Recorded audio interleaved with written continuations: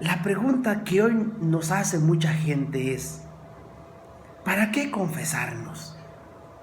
¿Para qué me confieso? ¿Para qué? ¿Para qué? O sea, bueno, hombres, ya estamos en el siglo XXI. Ya tenemos 4G, ya viene la 5G, ya tenemos Wi-Fi. ¿Qué eso de la confesión? ¿Que ya no es para otros tiempos? Y entonces nos empiezan a cuestionar a la iglesia, pues nos cuestionan a los curas, porque yo soy sacerdote y yo confieso, tengo como servicio y como ministerio escuchar las confesiones de la gente. Pero cuando vienen esas preguntas como, ¿y para qué confesarse? Entonces uno se pone a pensar. Y miren, hermanos, esta reflexión es para gente que cree en Cristo. Si alguien viene y me dice, padre, es que yo, la verdad, yo no creo en Jesucristo, yo no creo en la iglesia, yo no creo en Dios, entonces usted esté tranquilo. Para usted está bien que no se confiese, es más, ni piense en eso. La confesión es un sacramento. Pero ¿cómo hay que entender la confesión hoy? Nos cuestionan que si ya pasó de moda. No es que esté de moda la confesión, no es que esté de moda ser sacerdote, no es que esté de moda la Eucaristía. Mis hermanos, hay que aclarar bien las cosas. Eso de los sacramentos son actos de Jesucristo, actos, vivencias, experiencia de gracia, momentos de gracia, para aquellos que han decidido seguir a Jesús. Yo no le puedo exigir a un musulmán que se confiese. Yo no le puedo exigir a un judío que se confiese. No le puedo hablar de la confesión a un musulmán, a un judío, a un budista, a un ateo. No me va a entender. Pero sí tengo la obligación de hablarle de la confesión a uno que se dice creyente en Jesús. Es decir, si usted dice que es cristiano católico, se dice cristiano católico y cuestiona la confesión, oiga, pues está cuestionando algo esencial. Hace poquito me mandó mensaje una persona, me dice, oiga padre, ¿por qué la iglesia no permite que ya se casen dos hombres? ¿No se le hace que ya la iglesia debe de abrirse a la novedad? ¿Por qué se cierran? Yo le digo, ay Señor, perdónala, la neta, perdónala, pero es que no entienden. Si yo no puedo hablarle de matrimonio por la iglesia a alguien que no es creyente. El matrimonio por la iglesia es para los que son creyentes cristianos. Entonces, es lo que hay que dejar bien claro primero. ¿Para quién es la confesión? La confesión primero es un momento de gracia, un momento de amor. Es Jesús que quiso perdonar al ser humano, que después de hacerse seguidor de Él, ojo con esto, cuando un ser humano, cuando una persona acepta a Jesucristo, acepta la fe en Jesucristo, acepta al Señor en su corazón, si es cristiano, y está en el seguimiento de Jesús, y en ese seguimiento de Jesús es consciente de que ha fallado, de que ha pecado, recurre al sacramento de la confesión, porque es algo que el mismo Señor Jesús nos dejó. Ese tema ya lo vimos la semana pasada. Vimos el fundamento bíblico de donde el Señor quiso que dejar el perdón de los pecados como un regalo para la iglesia, y autorizó a los apóstoles. Bueno, Pero yo, antes de meterme a todo eso de la doctrina, no quiero meterme. Quiero más bien abordarlo desde otra perspectiva, la confesión. Cuando cuestionan la confesión, católicos y no católicos, pero sobre todo católicos, cuando cuestionan la confesión, ¿qué es lo que están cuestionando? ¿A la iglesia? ¿Al sacerdote? ¿Qué es lo que hay de fondo? Es decir, cuestionan a la iglesia o al sacerdote que no hay que confesarse porque el padre es pecador. ¿Es de verdad eso lo que están cuestionando? No. Hay que ir más a fondo. Hay que ir más allá. Hay que ser más profundos. Hay que ser más sutiles. Hay que ser más espirituales para ver dónde está la causa del problema. ¿Por qué se cuestiona hoy la confesión? Quizá ni se dan cuenta, ni muchos se han dado cuenta que al cuestionar la confesión, que al cuestionar la iglesia, se está cuestionando un deseo de Jesucristo.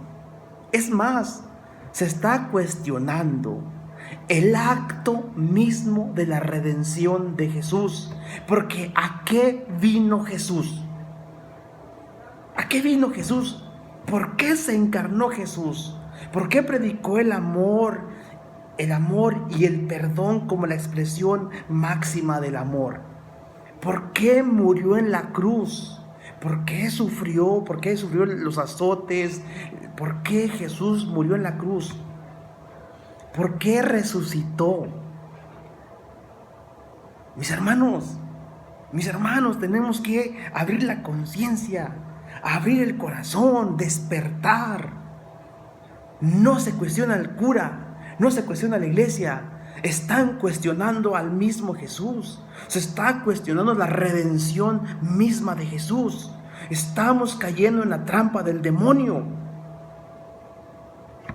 Si vamos al Génesis capítulo 3, versículo 1, ¿qué le dice el diablo a Adán y Eva?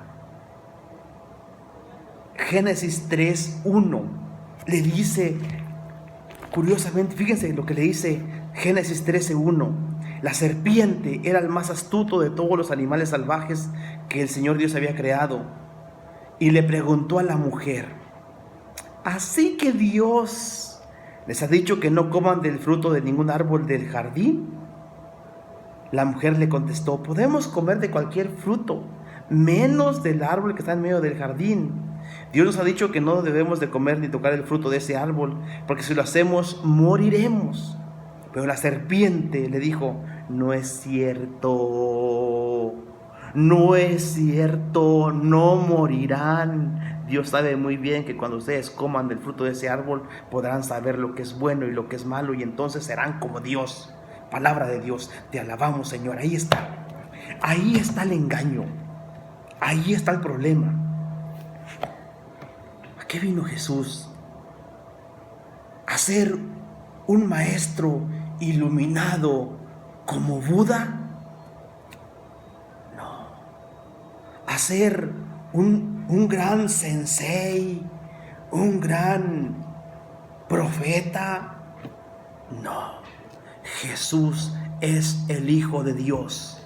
Jesús es el Salvador. Jesús es el Mesías, es el Señor, que ante todo y sobre todo vino a salvar al hombre de lo que el hombre no se puede salvar. Apúntelo. ¿A qué vino Jesús a la tierra? A salvar al hombre de lo que el hombre no se puede salvar. ¿Y qué es lo único de lo cual el hombre no se puede salvar? Del pecado. Porque ya tenemos medicamentos, porque ya hemos avanzado en ciencia, porque ya hemos avanzado en tecnología, aunque no puedan con el coronavirus, aunque no hayan inventado aún la cura para el coronavirus, pero tenemos mucho avance. Hemos avanzado mucho. Pero contra el pecado solo hay un remedio: la gracia de Jesús. Lo repito, contra el pecado, la gracia de Jesús es el remedio. Y esa gracia se quedó en cada uno de los sacramentos que la Santa Madre Iglesia nos da en el nombre de Jesucristo. No se cuestiona el cura, no se cuestiona la iglesia, se está cuestionando el mismo Jesucristo. Y estamos cuestionando la redención. Entonces, ¿para qué vino Jesús? Cuidado, hermanos católicos. Cuidado, hermanos católicos que andan diciendo que para qué nos confesamos. Para que Jesús nos perdone los pecados. Y la pregunta va aún más seria y más profunda. ¿Tú crees en Jesús? ¿Realmente crees en Jesús? ¿Realmente crees que Él te ama? Y si te ama, ¿cómo demuestra Jesús su amor si no es a través del perdón? Démosle un enfoque diferente. Hoy muchos quisiéramos quizá que el pecado no existiera. Y quizá a la hora de negar la confesión y quizá a la hora de hablar del sacerdote y de la iglesia, algunos lo que están haciendo, lo que quisieran sacudirse es el peso del pecado, pero no, mis hermanos, ¿cómo? Si por más que algunos nieguen el pecado, no podemos negar sus efectos en nuestra vida. ¿Cómo negar la realidad del pecado en nuestra vida? ¿Cómo negarla? ¿Cómo negar el peso de nuestros mismos pecados? Cuando fallamos, cuando mentimos, cuando somos hipócritas, cuando somos falsos. ¿Cómo negarlo? Todos. El pecado es una realidad, mis hermanos. San Pablo lo dijo, Romanos 7. ¿Por qué hay una lucha en mí? ¿Por qué no hago el bien que quiero, sino el mal que detesto? ¿Por qué de pronto el pecado me arrastra? El pecado es una realidad humana. ¿Ustedes creen que Jesús no lo sabía? ¿Creen que Dios no lo sabe?